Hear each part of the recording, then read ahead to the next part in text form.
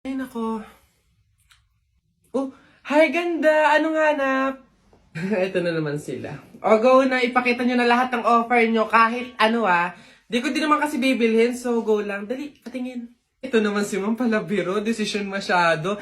Hindi nyo naman masasabi. Ay, di ako nagbibiro, Dali na, patingin. Sayang oras so, eto nga ma'am yung offer ko ay shadow. Eto, bagong labas to ma'am. 899 lang. Madami ng shades. Isang shade lang yung gusto ko Paano ba yan? Ops ma'am, di ka makakaligtas. Meron ako dito, isang shade lang. Ops, teka lang, isang shade nga gusto ko. Pero, rainbow. Meron kayong ganon? Gusto ko isang pahid lang sa talukap ng mata ko. Auto rainbow yung shade, ganon. May ganon kayo?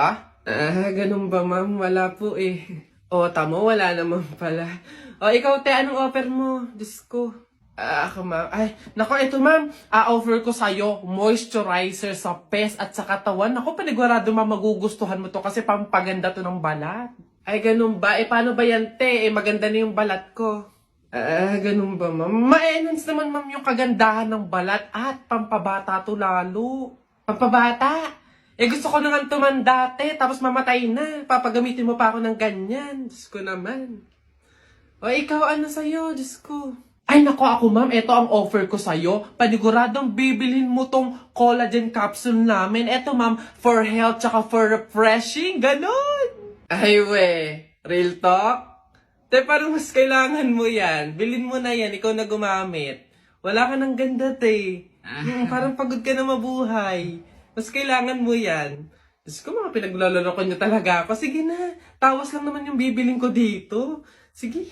Kala mo maganda, hindi makaganda. Kala hindi na sabi.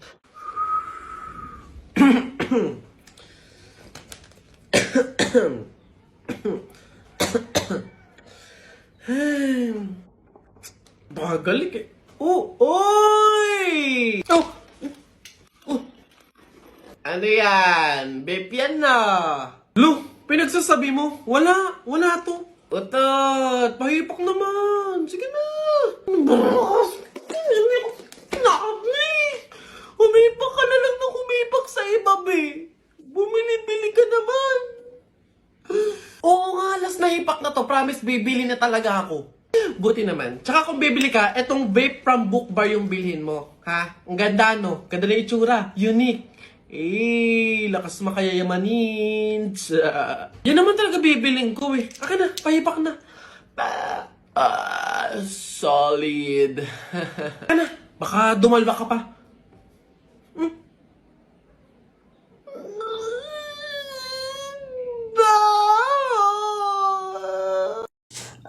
Iha, ikaw ba yung asawa nung namatay? Ay, opo, ako po. Bakit po? Gusto ko lang sabihin na mamaya sa libing bawal kang kasunod sa prosesyon ng patay. Ay, bakit po? Pasensya na Iha kasi di ba pamahiin na kapag daw kasunod sa prosesyon ng patay yung asawa, maaari daw na siya yung sumunod na mamatay. Maigi na yung nag-iingat. Ay, opo nga, mas mabuting sundin na lang po, no, kaysa may mangyari pang masama. Sige po, gagawin ko po. Oo, kaya siguro dumaan ka na lang sa ibang lugar para makapunta dun sa sementeryo. Wait lang po. Hello, ate! Oh, hello, bakit? Ano ba, nasan ka na? Ililibing na tong asawa mo, Ay, pasensya na ka mo kasi may sinunod pa akong pamahiin na dapat dumaan muna ako sa ibang lugar para makapunta sa sementeryo. Hintayin ka mo ako dyan mga 4 hours. Ayun ho. Yan, magandang hapon po sa mga viewers natin dyan. Ano ho? Nandito po kami ngayon sa reunion ng aming pamilya. Kung makikita nyo, ayan ho ang mga handa naming pagsasalu-saluhan mamaya. Eto nga ho, yung baboy na kinatay namin kagabi. Tsaka yung, Kuya Alfred!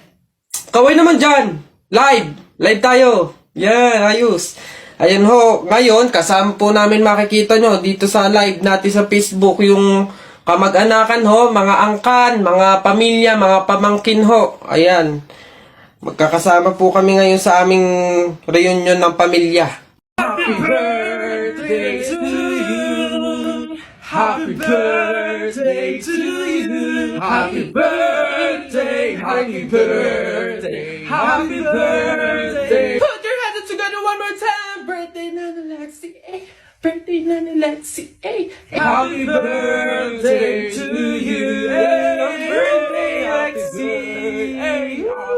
birthday, Lexi! Happy birthday! Hey! Happy Ikaw na babae ka, hindi naman tayo magkaano-ano. Kung baka pahit ka ng cake sa mukha ko, hindi naman tayo close. Ay! Si Kuya naman hindi mabiro. Komedyante ako eh. Hindi mabiro to. Sige, sorry. Hoy, Jepoy! Bakit?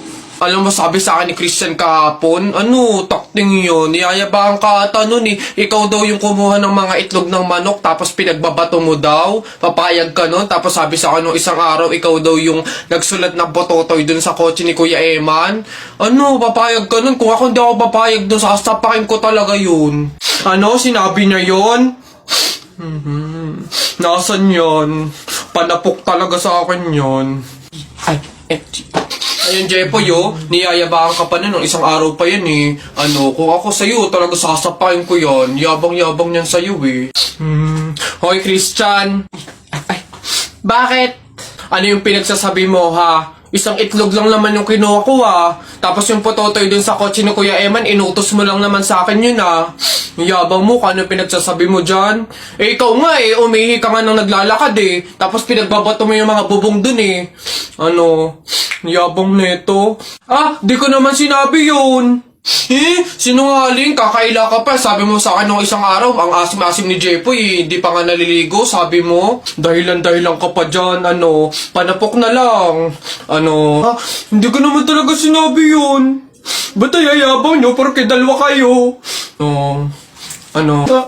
Hindi ko naman talaga sinabi yun. Ang yayabang nyo, susumbok kayo. Uy, pre! Ano na naman? Eto na nga, pre, ikikwento ko. Naniniwala ka ba sa mga pamahiin? Ba hindi ako papaloko sa mga ganyan, mga pang-uto-uto lang yung mga pamahiin na yan. Ay nako, pre, ngayon, kailangan mo nang maniwala.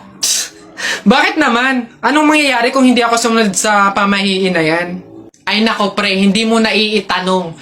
Nung hindi ako sumunod dun sa pamahiin na yun, may nangyari sa aking masama. Ay, ano yun? Ano nangyari? Hindi ko kasi sinunod yung pamahiin na kapag nakabasag ka ng pinggan, wag na wag kang lilingon kasi tsak na may mangyayari sa yung masama. Na-experience ko, may nangyari talaga sa akin. Bawal lang talaga sabihin eh. Kaya, mas mabuting sundin mo na lang. Ayan, daya naman. Ba't hindi pwedeng sabihin? Pero sige, ano yung pamahiin? Pag nakabasag ako ng pinggan, wag akong titingin sa likod kasi may mangyayari sa aking masama. Sige, noted. Susundin ko yung pamahiin na yan. Nay, anong ulam? Ay, nabasag ko yung pinggan. Huwag titingin sa likod, pamahiin yun. Masama yun, may mangyayari sa yung masama. Huwag kang titingin. Teka lang. Paano kung inuuto lang ako nun? Paano kung hindi naman totoo yung mga pamahiin na yan? Diyos ko po, hindi ako papaniwala sa mga ganyan. Sorry po! Ikaw na bata ka, humanda ka talaga sa akin. Kasal ko pa yan, tapos binasag mo lang? Ha? Pasok! Garote talaga yung aabutin mo sa akin! Pasok! Magtanda ka ngayong bata ka. Kaya pala bawal lumingon. May mangyayari ang masama. Maglalayas ako, sakit-sakit ang palo nyo.